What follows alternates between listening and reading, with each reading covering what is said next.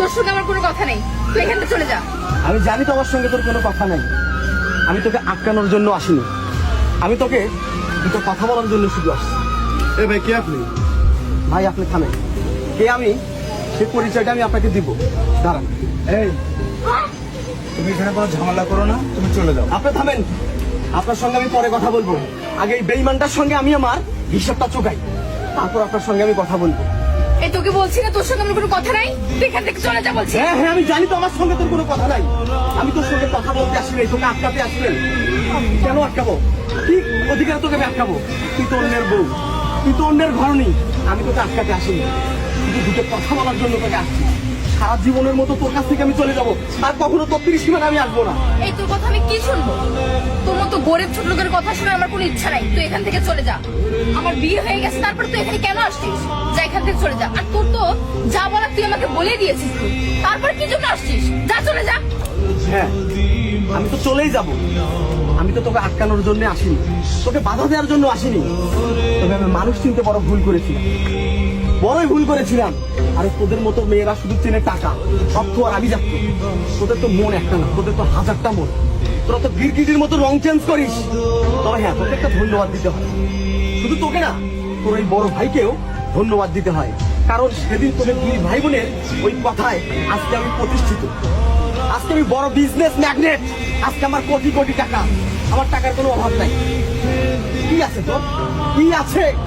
আজ আমার এত বড় কোম্পানি আছে, আমি আমার কোম্পানির একটা গাড়ি বিক্রি করলে আমি তোর সমস্ত সম্পদ কিনে নিতে পারবো। কোথায় তোর সে অহংকার?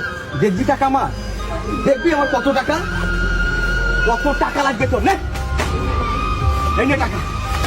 আর লাগবে এই ব্যাগ ভর্তি টাকা আছে। টাকার বিছানায় আমি এখন শুয়ে থাকতে পারি। তবে কি অপরাধ ছিল রে আমার? বল, কি অপরাধ ছিল আমার?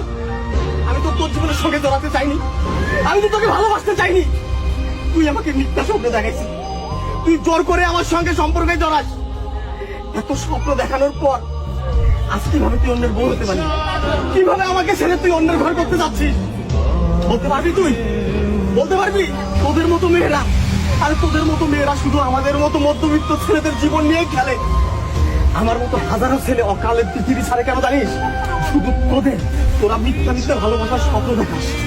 স্বপ্ন দেখানোর পর যখন দেখিস আসলে আমাদের কোনো অর্থ নাই, আভিজাত্য নাই, তখন আমাদের মুখে লাঠি দিয়ে এইরকম ধনের দিকে ভুল করি। তখন আমাদের জীবনটা নরকে পরিণত হয়।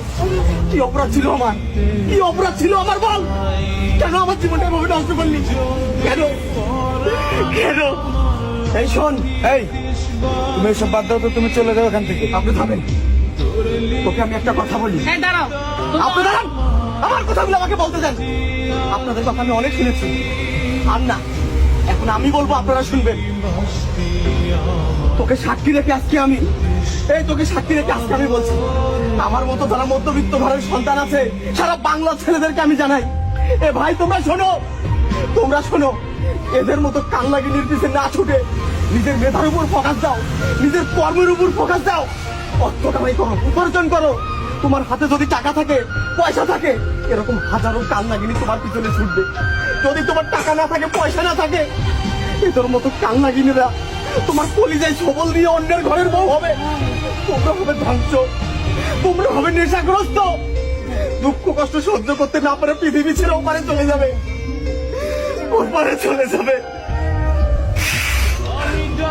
তবে শোন, তোকে আমি আবারও একটা ধন্যবাদ জানাই। তুই আমার সঙ্গে যেটা করেছিস, এটা যদি তুই আরো 5 বছর আগে করতিস, আমার ক্যারিয়ারটা আরো অনেক বড় জায়গায় যেত, অনেক বড় জায়গায় যেত। তোকে আমি আর আটকাবো না, তোকে আর আমি আটকাবো না, আর আটকাবো না। তবে আমি একটা জিনিস ভালো জানি, আমার পকেটে যদি টাকা থাকে, তোর মতো হাজারটা কান্নাগিনী টাকার পিছনে ছুটবে, টাকার পিছনে ছুটবে, টাকার পিছনে ছুটবে। দেখো মাম্মি, আমি এই মেয়েকে আর নেবো না। কি বলিস? হ্যাঁ মা। তুমি এসব কি বলছো? দেখো, ওর সঙ্গে আর আমার রিলেশন নাই, ছিল কিন্তু এখন তো নাই, এখন আমি তোমার বউ। এসব কি বলছো তুমি আমাকে?